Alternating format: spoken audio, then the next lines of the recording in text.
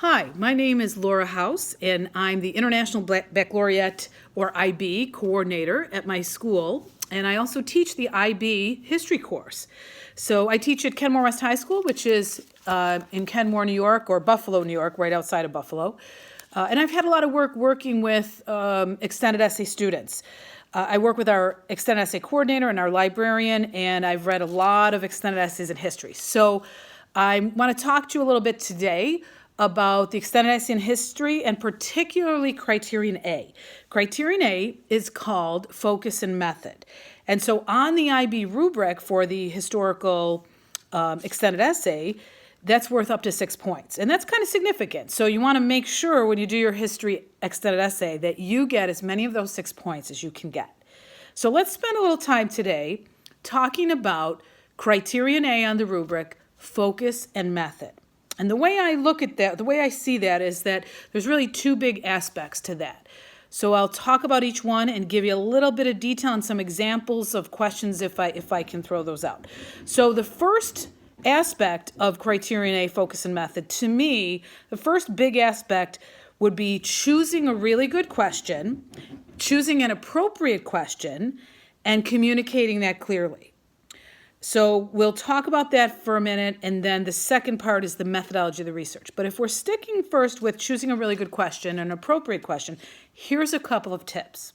Number one, make sure you stay in history. I know that sounds silly, but it's so easy to wander off when you're doing a historical essay and start talking about economics or even politics. Well, you have to know that those are different subject guides for the extended essay. So IB really has very specific guidelines if you're going to do history. So choose an appropriate question means stay in history, don't wander off in economics or politics. A second part of an appropriate question is it has to be 10 years back and before that. You want to make sure you don't cover any events that happen in just the last few years, the last 10 years. That's what IB calls the 10-year rule, because if you cover recent stuff, then it's not going to be historical. So make sure you're 10 years and beyond and before that to make it a history essay. So that's kind of making it appropriate. Now, making it a good question, that's a whole another issue. And it's hard. It's hard for students to come up with a really good question. My advice to you for a really good question would be make sure it's an in-depth question, something you really can dive into the sources, analyze, compare and contrast, and weigh evidence. You got to weigh and evaluate your sources to come up with your answer. Be careful of doing a very simple yes or no question. Those are too easy, and really it's not going to make for a good historical extended essay in history. The other thing you want to be careful of doing is doing a question where there's already a very large agreed upon answer. If historians already have agreed on an answer to something, that's also not going to be a good question. It's not going to lead you to be able to do in-depth analysis. So be careful of that.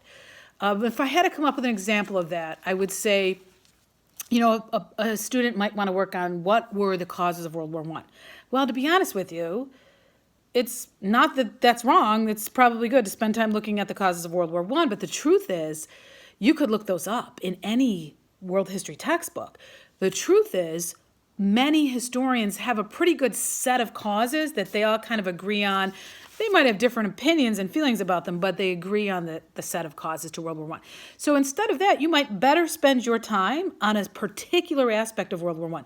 Get into something meaty. Do one particular battle of World War I. Compare and contrast maybe different fighting strategies, different military strategies.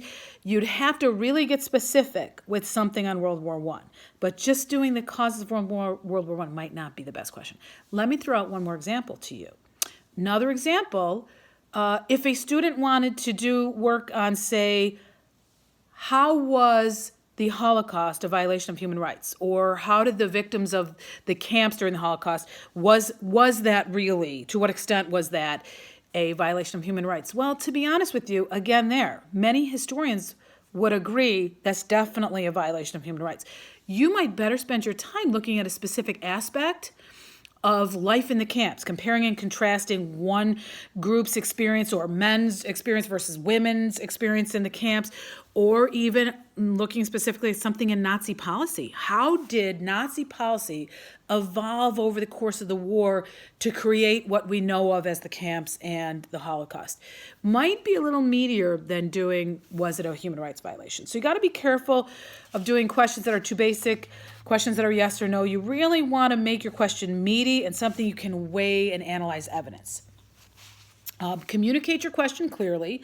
Make sure it's not too wordy. A lot of students have a big, long question, and the sentence in there is just too much. Try your question out on your friends. Have your friends read it. Have a family member, someone in your house read it. Work and rework and work that question again until you get it very clear, concise, and precise.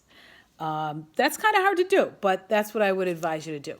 The second aspect of Criterion A, focus and method, would be what we call methodology of the research.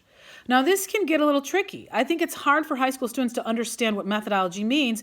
So the easiest way I could boil this down for you would be to say, for that part, what you need to do is talk about your sources, identify what sources you're using. Are you using primary sources, secondary sources? Are you going to use government records, official documents, diaries and journals, interviews, photographs? There's so many sources. Talk about your sources. Where did you find them? How are those going to help you answer this question? And then the methodology part is to say specifically, how will you go about answering this question? How will you use those sources, and step by step, what are you going to look at? Are you going to look at the social cultural background to a country to kind of determine your answer? Are you going to look at comparing a person's diaries and like personal accounts with how that backs up with statistics and government records? Those are the kinds of things, I'm just throwing those out as examples, but those are the kinds of things that you would do to explain your methodology of the research. So those are the two things that you really want to look at with Criterion A, focus and method. Now, let's just kind of look at what advice would be for supervisors. If you're a supervisor helping a student in extended essay, I would say two things are really important beside what I just talked about. One, give them the rubric. Day one, right up front, they need the rubric. Students should be looking at that rubric and the descriptions in there. How am I going to get a good grade on this? What exactly is the IB looking for? The descriptions in the rubric are rich, and I think they help you sort of figure out or help a student figure out what they need to do. So beyond the rubric, another big piece of advice I have for supervisors is give your students the actual guide to the history essay. IB puts out a guide for each subject area, and a student really needs to look at the guide for history to find out, what do I need to do? What kinds of sources should I be using? What is it that they're looking for? So if I had to wrap this all up, I would just conclude with this. Remember, spend your time wisely choosing a good question. Work till that question is communicated clearly and precisely. Find a variety of sources to use. Don't forget to summarize what your sources are and how you're going to go about answering your question. That's your methodology. And last but not least, communicate that question clearly. Make sure it's not a basic question. Make sure it's not a yes or no. And most importantly, have fun writing your essay in history, because I think there's no more exciting subject to write about for an extended essay for the IB than in history. So good luck to you.